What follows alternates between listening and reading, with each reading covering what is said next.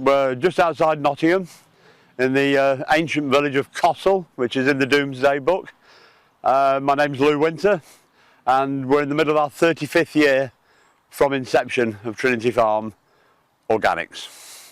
Well, at the moment obviously we've got sweet corn rising here, a lot of courgettes and various cucurbits here, squashes, runner beans up this side, a lot of spring onions and a whole mix of kales.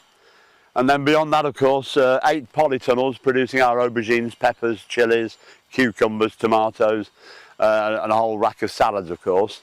And they'll roll over come the autumn into different winter crops. And we do produce a lot of winter salad, which is very, very popular. And then obviously we have other field crops further into the land, producing our winter garlics and onions and leeks and so forth, you know. To be Demeter, we strive for a 7-year rotation. Whereas to be organic with soil association, for example, you have to do a minimum of 3. It's just that all the different families of plants, if you can roll them those extra years, there's absolutely zero chance of any build-up of disease, but also each family takes from the soil and puts something back. So if you grow the whole spectrum over the 7-year cycle, you've as good as put a goodly amount back of that which has been taken. Yeah. Being Demeter, biodynamic growing, we always use open pollinated seed. And the virtue of that, of course, is that we can actually harvest our own seed. For example, if we're growing sweet corn here, and we want to make sure that we're going to save some of that seed, we'll select, for example, half a dozen plants that have the greatest strength, vitality, and traits that we're looking for, and earmark those, take the cobs, dry them, save that seed for next year. And then year on year you keep trying to take the best so that you've got more vitality every time, you know. And it's true to our land, it becomes Trinity Farm seed. It might have started as one named variety, and technically it's still that variety, but actually it's, if you like, morphed to suit this site, this latitude and this soil. What better? We were a young family, my wife and I, Cheryl, when we started this, and we wanted to feed our children with decent organic food, and 35 years ago trying to obtain it was virtually impossible. So I started growing at home. I was lucky enough to have a big garden in Nottingham itself, but obviously I outgrew that for the volumes and selection we wanted.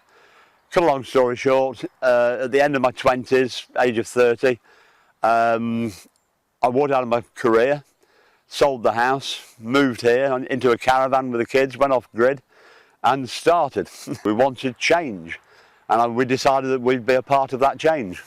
It was a very difficult journey in those days because we certainly felt like we were, you know, a hand waving in the wilderness, but people gradually seeked us out. Raising 4 sons on the site, and absolutely blessed with the sheer numbers of people that have attached themselves to the farm over the years and supported us.